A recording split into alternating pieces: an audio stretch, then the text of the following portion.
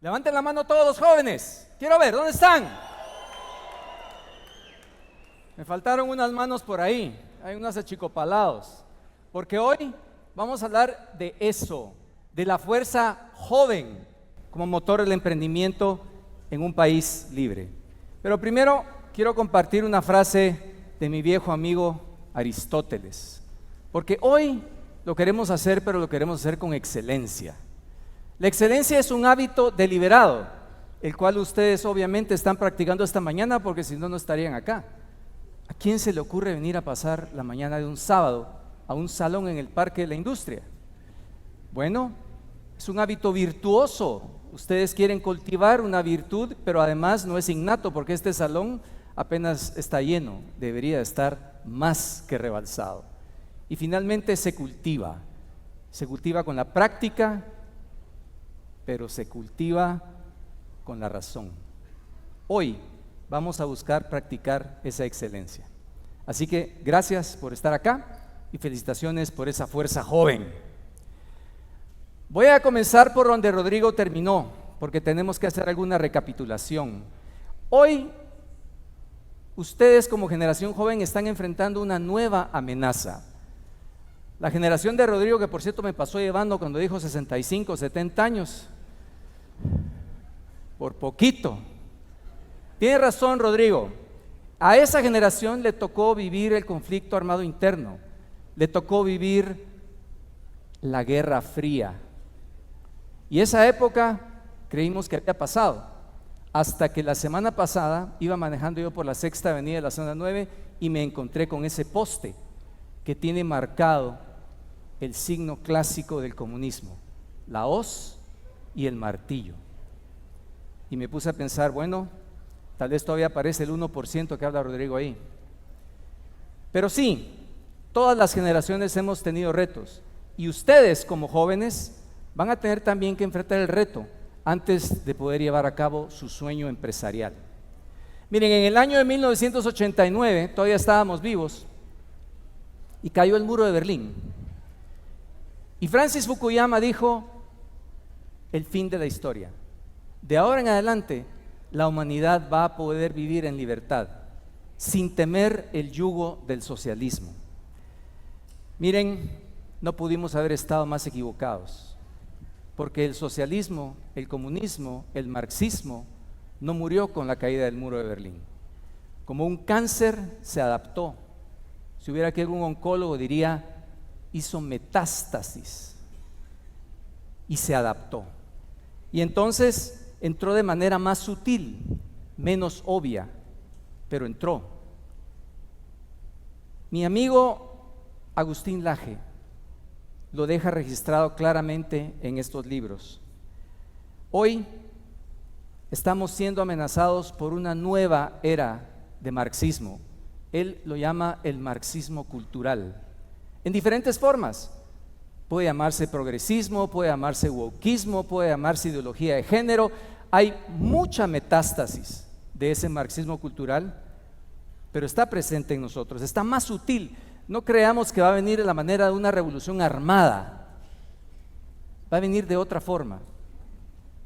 Y hoy tengo el gran privilegio de poder corregirle la plana a Agustín, aprovechando que no está aquí.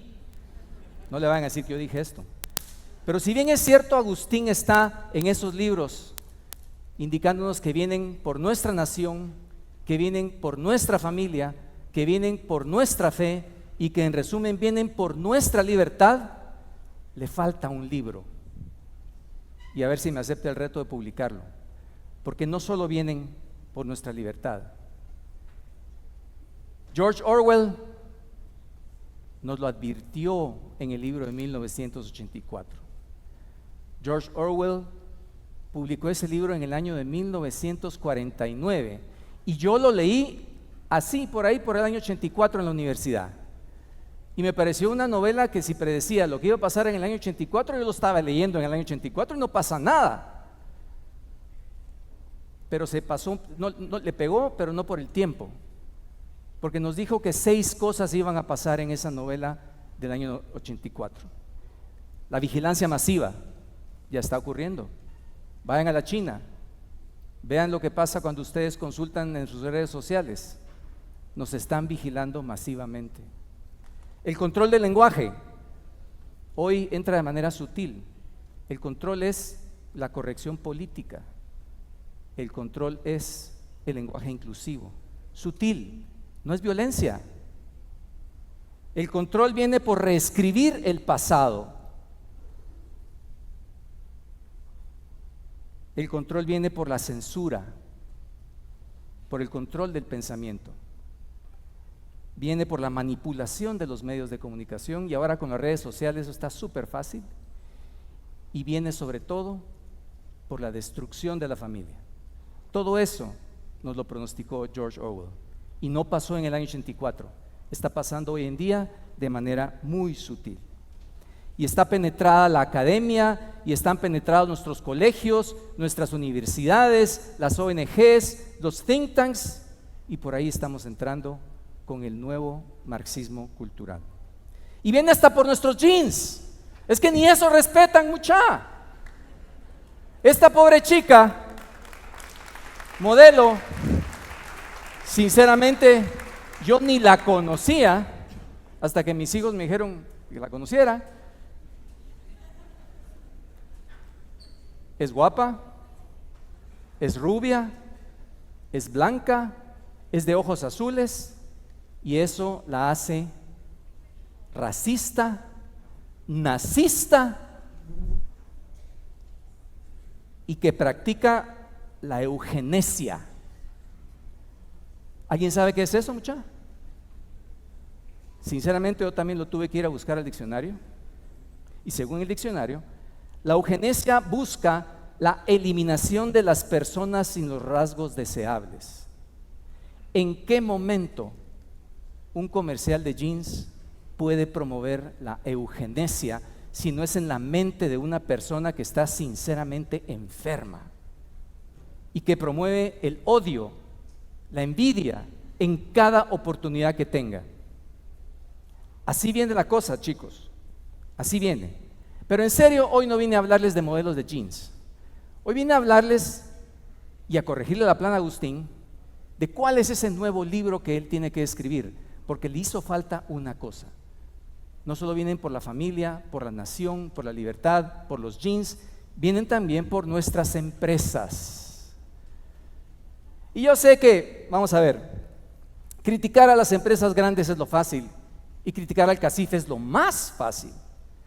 Pero es que esta es la aplicación del manual del socialismo del siglo XXI de acuerdo al exitoso practicante de ese manual, que es Hugo Chávez. Consulten en YouTube, pongan Hugo Chávez exprópiese, y Hugo Chávez aparece en un parquecito en Venezuela diciendo: a ver, ¿de quién es ese comercio que está ahí? Es un comercio de joyas, comandante. Exprópiese.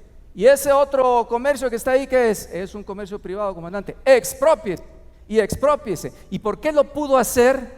Porque, como Rodrigo nos advirtió, Venezuela perdió hace rato la república, pero primero comenzaron por las empresas importantes de Venezuela y después siguieron en la cadena expropiando otras compañías. Así que no importa el tamaño de su empresa, no están vacunados contra el virus del marxismo cultural. Hoy no aceptan absolutamente nada de las empresas en Guatemala. El proceso es descalificación, deslegitimación. Si crean riqueza, no, se la roban. Si pagan salarios, no, explotan. Si siembran árboles, no, destruyen el medio ambiente. Y si pagan impuestos, no, los evaden. No, no y no. Es la tergiversación, es la descalificación. Y miren, dicen que tenemos que tener pensamiento crítico. Y yo estoy de acuerdo. Tenemos que tener pensamiento crítico. Pero una cosa es tener pensamiento crítico y otra es andar criticando sin pensamiento. ¿Ok? Hay una gran diferencia, chicos. Piensen primero y no se dejen llevar por la emoción, porque lo que quieren provocar en ustedes es primero la emoción, la pasión, para que no puedan pensar. Se requiere de mucha más energía para pensar que para sentir. Vienen bien sutiles, vienen tras esa fuerza joven, porque saben que el emprendimiento es la mejor vacuna contra el socialismo del siglo XXI, que el emprendimiento es la mejor vacuna contra el marxismo cultural. Por eso atacan la categoría de empresarios, y utilizan la palabra empresarios inclusive como un insulto. El otro día alguien dijo, no, es que esa persona no debería ser incluida en esa lista porque tiene vínculos empresariales. ¿Ven cómo los están trabajando? Cuidado con el lenguaje. Goebbels decía, como gran ministro de propaganda de Hitler, miente, miente, miente, miente 1000 veces que al final del día te van a terminar creyendo. Contra eso es que tenemos que estar vacunados. Hay mucha admiración por los empresarios globales, por estos 3 personajes. ¿Quién no admira a Steve Jobs creando Apple en el año 96? ¿Quién no admira a Jeff Bezos? Creó Amazon en el año 94, y por supuesto Elon Musk, su primera empresa en el año 95, y está revolucionando literalmente el mundo aeroespacial, de vehículos autónomos, inclusive está rehabilitando personajes que han sufrido accidentes, quedan cuadraplégicos con un chip que le van a poner en el cerebro. Increíbles los aportes de esos 3 personajes. Pero en Guatemala, ¿no hay buenos empresarios en Guatemala? ¿Dónde están los buenos empresarios en Guatemala? ¿De dónde nos podemos sentir orgullosos de las empresas guatemaltecas? Yo creo que sí. Yo creo que hay. Yo creo que el problema es que nadie es profeta en su tierra. Y por lo tanto tendemos a ver siempre la grama del vecino un poquito más verde que nuestra propia grama. Sí hay empresarios de clase mundial. Hoy en la mañana quiero hablar de 3, de cientos, de 3 de miles de empresarios, algunos de los cuales están aquí, y que quiero reconocer a través de estas 3 empresas el mérito que ustedes también tienen en sus proyectos de empresas, como empresarios. Voy a comenzar con la primera, Corporación CMI, Corporación Multiinversiones. La persona que ven ahí fue un inmigrante español que en el año de 1920 se fue a instalar a Totonicapán,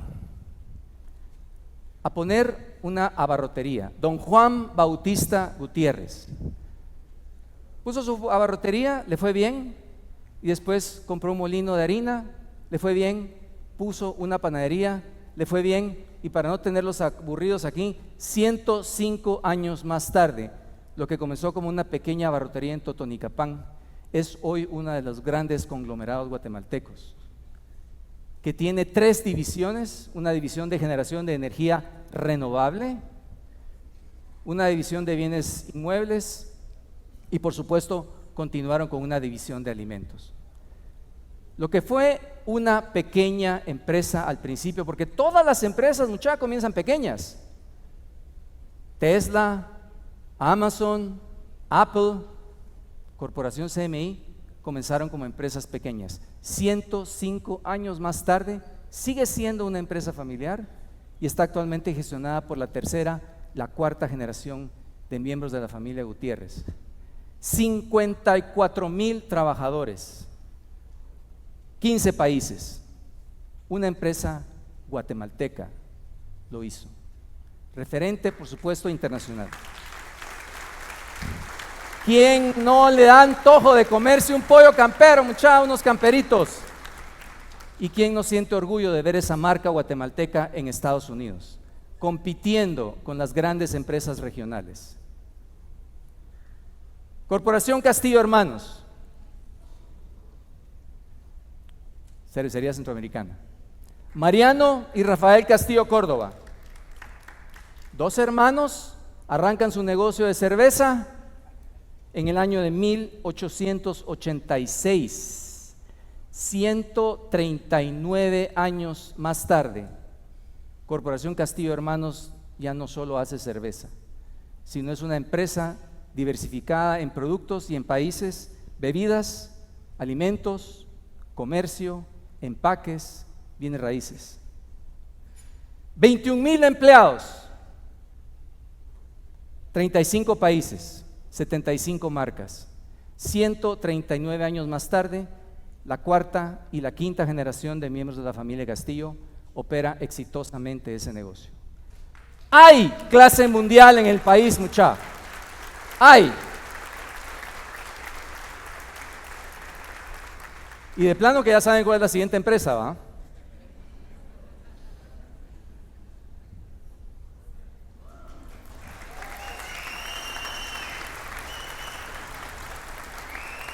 Cementos Progreso nace producto del sueño de un hijo de inmigrantes italianos y alemanes, cuyos padres hacen el esfuerzo de enviar a su hijo a estudiar ingeniería a Bélgica y regresa a Guatemala con un sueño: hacer una fábrica de cemento.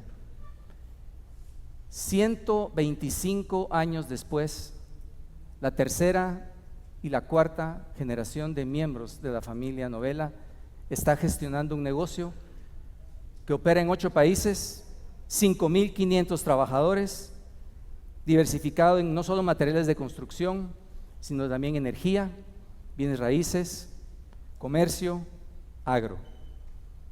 Una empresa que ha sido reconocida internacionalmente por su ética empresarial. 3 ejemplos, pero hay muchos, sinceramente hay muchos, y todos los vemos todos los días. Hay excelencia empresarial en el país y tenemos mucho de qué sentirnos orgullosos. No somos perfectos, solo Dios es perfecto. Pero créanme, si alguien aquí está pensando mal con ellos, vuelvan a escuchar la charla de Rodrigo. Peor sin ellos. Podemos sentirnos orgullosos de lo que estas y todas las demás empresas en Guatemala logran, porque pertenecen usualmente a los rankings internacionales de otras métricas de desempeño y de excelencia empresarial, pero les voy a decir la que más me gusta. Todas estas empresas y muchas otras son aspiracionales para los chicos y los adultos. Quieren trabajar ahí, y para mí eso le cae a la boca a cualquier tipo que no tiene pensamiento crítico, sino que critica sin pensar. Estas empresas tienen algo en común, que las hacen todavía más objeto de crítica por el progresismo, el wokismo, el marxismo cultural. Son empresas familiares, son empresas guatemaltecas y son empresas exitosas. Chile en los ojos de toda esa gente. Y hay una razón. Miren qué lindo lo que dijo el Papa Francisco en una charla que le dio a los empresarios italianos. Las empresas familiares ayudan a humanizar el trabajo, a cuidar al trabajador y, ojo, a transmitir valores entre generaciones. ¿Cómo no van a tener, mis amigos wokistas, progresistas, marxistas culturales, en la mira a las empresas, a todas las empresas, si ahí es el medio de transmisión de los valores entre generaciones? A través de sus clientes, de sus empleados y de los mismos miembros de la familia. Esta frase describe en buena medida por qué el wokismo va primero por las empresas y por las empresas grandes y después por el resto de las empresas. Humanizar el lugar de trabajo, transmitir los valores, valores que en buena medida han sido fundamentados en estos 3 ejemplos.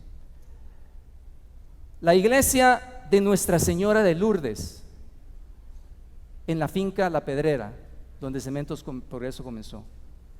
La iglesia de Santa Delfina de Signé, ubicada en la finca El Zapote. 2 lugares donde la comunidad de la zona 2 y la comunidad de la zona 6 pueden ir a practicar su fe. Y en materia de valores, en medio, los valores de Corporación CMI: responsabilidad, excelencia, integridad, respeto. 105 años de promover esos valores. Y en mi caso, liderazgo genuino, comportamiento ético, solidaridad y compromiso con la sostenibilidad de la empresa. 4 valores que transmitimos a todos nuestros colaboradores.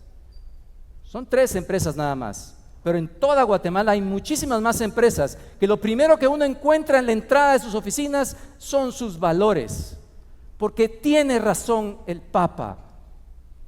Las empresas en Guatemala se han convertido en la reserva ética, en la reserva moral, le duela a quien le duela, a través de la cual por muchas generaciones hemos transmitido a nuestros colaboradores esos valores en la iglesia y en el lugar de trabajo. Y que conste que pasamos más tiempo en el lugar de trabajo que en nuestras iglesias. Miren, chicos, 105, 139, 125 años se dice fácil, pero muchas cosas han pasado en esos años. Muchas cosas que tienen que ver no solo con el reto de sacar adelante un negocio, que aquí no me dejarán mentir que ya de por sí es un reto difícil. Al mismo tiempo, poder cultivar los valores de una familia, o los empresarios que están acá no tienen que tomar la decisión entre pasar más tiempo entre su negocio o dedicarle más tiempo a su familia.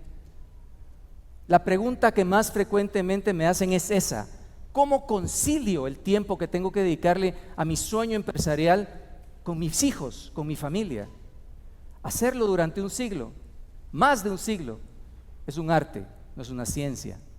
Pero hacerlo atravesando por la primera pandemia de la fiebre española, por la Primera Guerra Mundial, por la Gran Depresión de los años 30, por la Segunda Guerra Mundial, por el conflicto armado interno,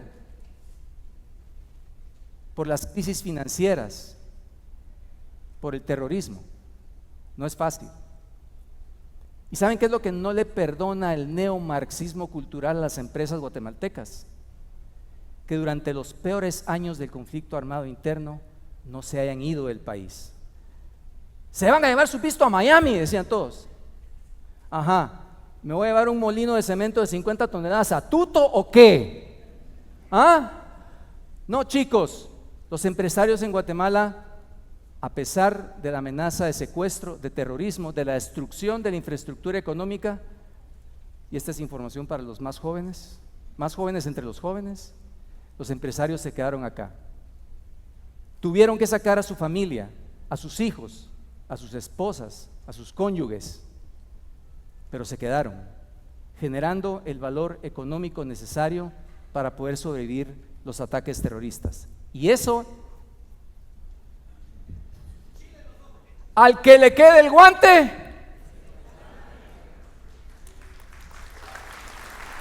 entonces, ¿qué nos queda? Nos queda deslegitimar, nos queda tergiversar, y ese es el recurso más utilizado. Pregúntenle si algo bueno ha hecho el sector privado en Guatemala a alguno de esos cuates y van a ver que no tienen respuesta, porque no pueden dar un centímetro de verdad. Nada despierta tanto la envidia como el mérito.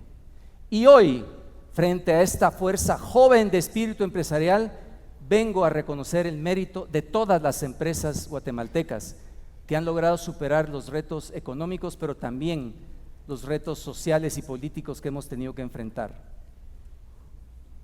Pero nos quedan muchos retos más. A la próxima generación la tiene ocupada. El sector privado de Guatemala, cuando hay una emergencia, ¿qué pasa? Son los primeros en salir a atender solidariamente a las poblaciones, en pandemias, en derrumbes, en deslaves, en erupciones, porque de aquí a que la burocracia estatal de este y de los gobiernos anteriores se pueda movilizar, la tenemos difícil. Ni eso quieren reconocer. ¿Saben lo que dicen? Es un gasto deducible, entonces toman un escudo fiscal. Critican sin pensar. Critican sin pensar. Bueno, cuando yo estaba pensando de qué manera describo estos personajes wokistas, progresistas, marxistas culturales, no me queda mejor imagen. Le pedí a ChatGPT que me hiciera esta imagen y me sacó esto. Este es el perro de la fábula del perro del hortelano. Aquel perro que ni come ni deja comer. Critican, pero no producen. Que explotamos, pero no dan chance. Que nos robamos la riqueza, pero no producen. Entonces, el perro del hortelano. Lo único que pueden detener el avance de este marxismo cultural en todas las formas que nos menciona Agustín en sus libros, somos las empresas guatemaltecas, porque somos empresas familiares, somos empresas exitosas y somos empresas que defienden los valores guatemaltecos. Nos quieren imponer el globalismo. Si permitimos la pérdida de nuestra soberanía y de nuestra autodeterminación, entregamos el equipo, entregamos todo, bajo la excusa de estándares internacionales, burócratas por quienes ninguno de nosotros ha votado, nos va a comenzar a imponer su voluntad, pero es que son estándares internacionales y gracias a Dios la tienen difícil, porque nuestra Constitución protege la vida humana desde su concepción.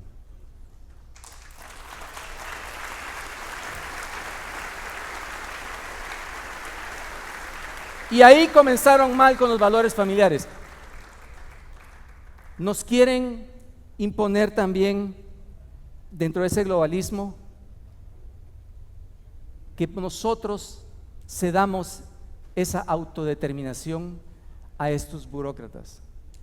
Vayan a ver en las empresas, nuestra bandera guatemalteca ondea, libre al viento. Vayan a verla en las manifestaciones. La queman, la destruyen, la manchan, la pisotean. No puede haber más dicotomía de valores entre guatemaltecos. Y por supuesto detestan la excelencia empresarial, porque frente a esa excelencia empresarial hay muy poco que puedan hacer más allá de calumnia, difamación y tergiversación. Si no, vean ustedes cómo deja la manifestación LGBT la tienda de San Martín. Todos los años la destruyen, porque San Martín ha adoptado una clara posición pro vida. Y todos los años San Martín la reconstruye.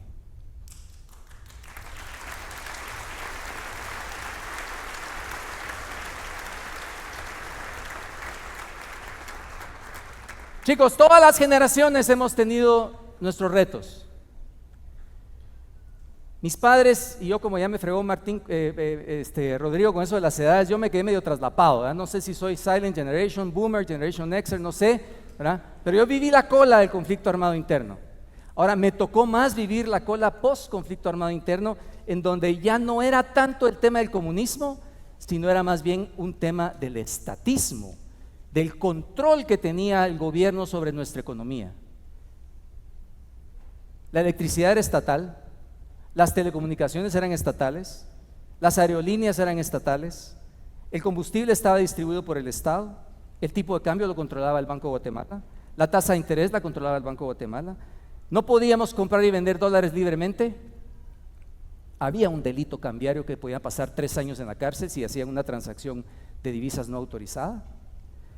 El gasto público estaba completamente fuera de control el déficit fiscal, no digamos, y por ende, a mí me tocó vivir en el año 94 una inflación del 60%, y el año anterior una inflación del 40%, y el año anterior una inflación del 20%, sumen eso, ya nos pasamos del 100%. En 3 años los guatemaltecos perdimos 100% del poder adquisitivo del quetzal.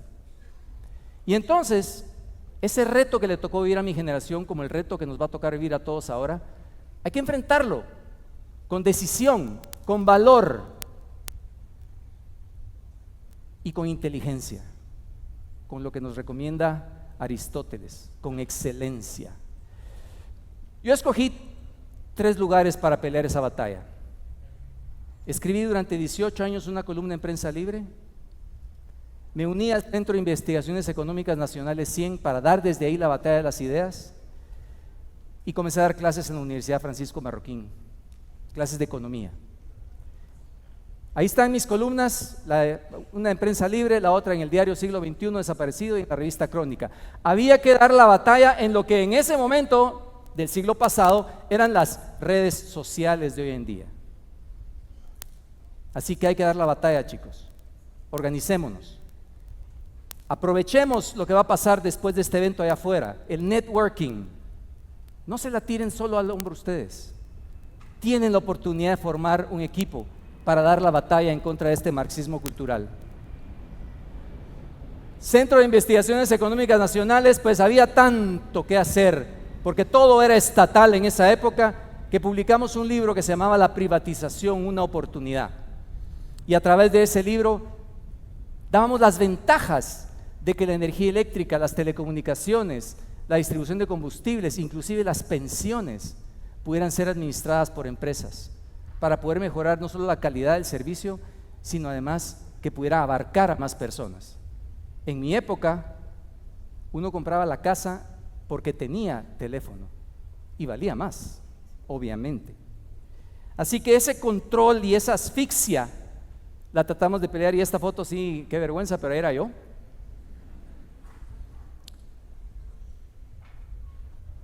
Foros, conferencias, debates, había que dar la batalla por las ideas mientras uno era joven, o por lo menos de espíritu joven.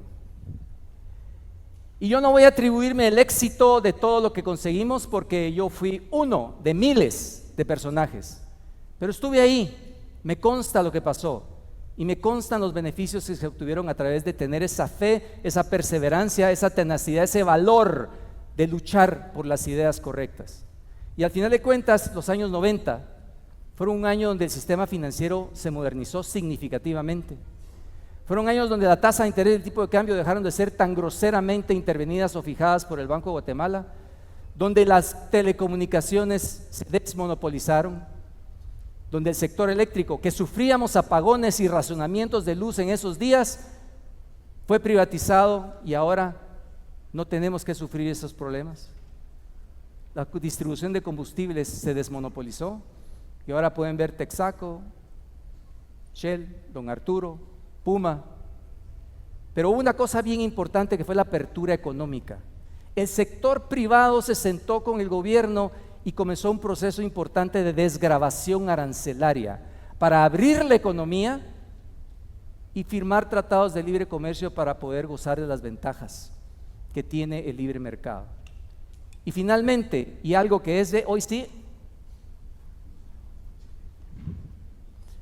la reforma constitucional que prohibió al Banco de Guatemala imprimir dinero sin respaldo para financiar el gasto público. Nunca más,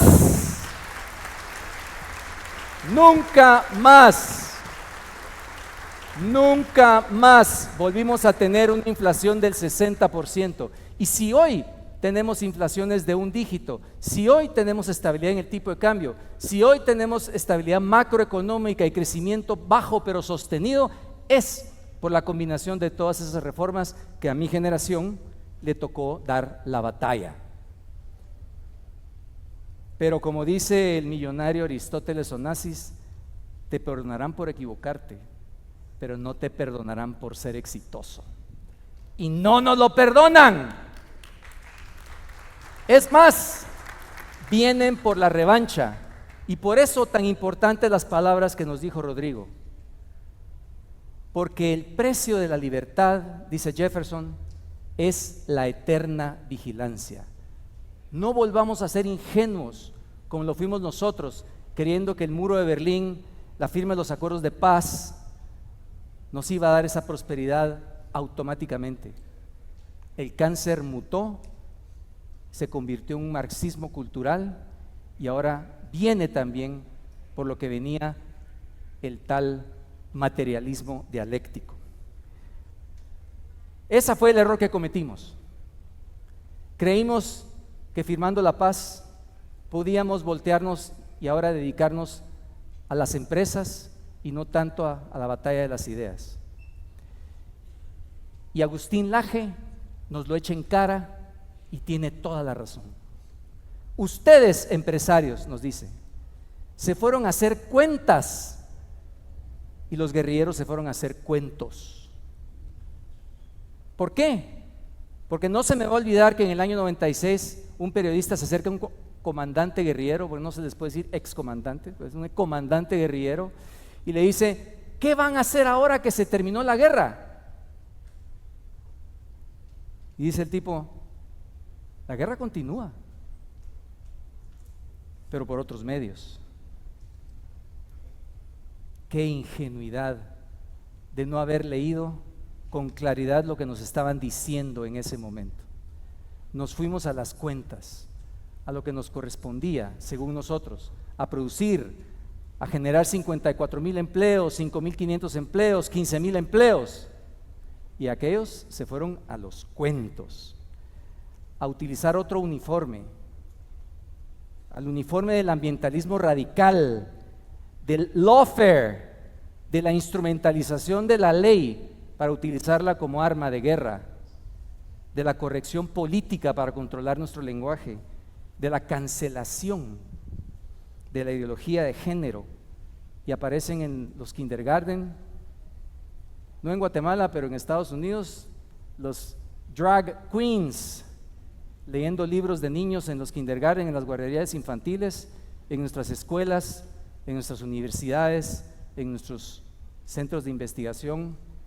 Se metastasearon en todos lados y cada uno con una idea malévola pero diferente. Muchacha, George Orwell nos lo cantó: quien controla el pasado controla el futuro. Y se metieron a reescribir la historia, y al pobre de Cristóbal Colón a botar sus estatuas, a acusarlo de genocida, a aplicarle a todo lo que pasó en el pasado un criterio presente. Qué manera de criticar sin pensar. Pero ese es el ambiente que tenemos. Yo tengo mis diferencias con Rodrigo respecto a Estados Unidos, porque cuando veo que las estatuas de sus padres fundadores, de Washington, de Jefferson, de Madison, son tratadas como la estatua de Cristóbal Colón, ese país tiene mucho que corregir para poder seguir siendo próspero. Así que reescribir la historia, manipular emocionalmente, hacernos sentir antes que pensar, son los mecanismos ideales para destruir la energía que tenemos en la fuerza joven. ¿Qué es lo que veo yo acá? Yo veo a 4 personajes como eso. Le veo los rostros, le veo los ojos. Créanme, desde aquí se ve mucho más de lo que ustedes creen que se puede ver. Veo las intenciones que tienen de tener prosperidad también y de comenzar un negocio, una empresa, como la comenzaron estos personajes.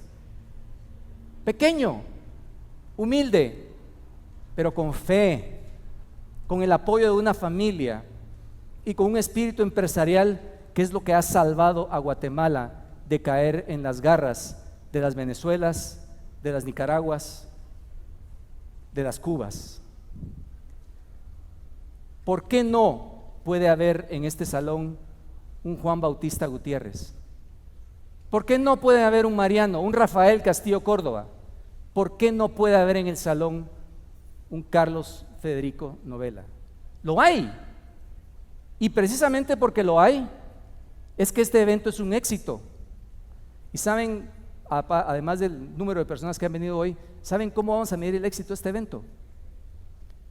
Por la tergiversación, por todo lo que van a decir que pasó en este evento, por todo lo que van a querer deformar, por todos los insultos que ustedes como asistentes de este evento se van a ganar. Ahí es donde vamos a medir el éxito de este evento, porque eso quiere decir que vamos en el camino correcto. Vamos en el camino de una fuerza joven con espíritu empresarial, pero sobre todo que quiera operar en un país libre y esté dispuesto a defender ese país libre. Productivamente.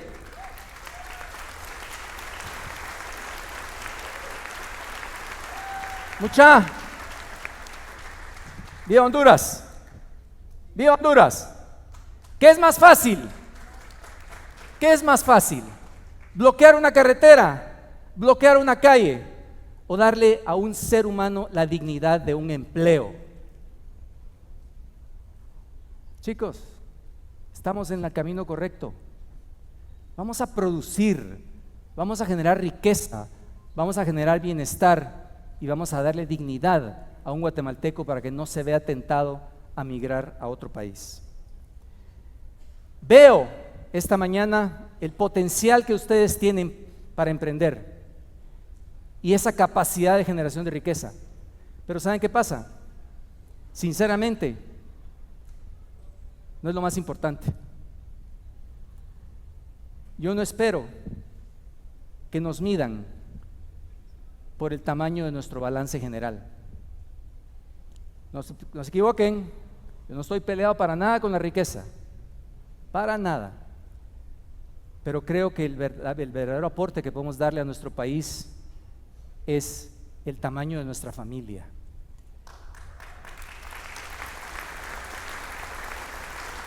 El tamaño en número, pero también el tamaño en amor, en valores, y que a través de ese legado, entonces sí dejemos algo que, como dice el Evangelio, nos gane méritos en el cielo, además de los méritos que podemos ganar en la tierra.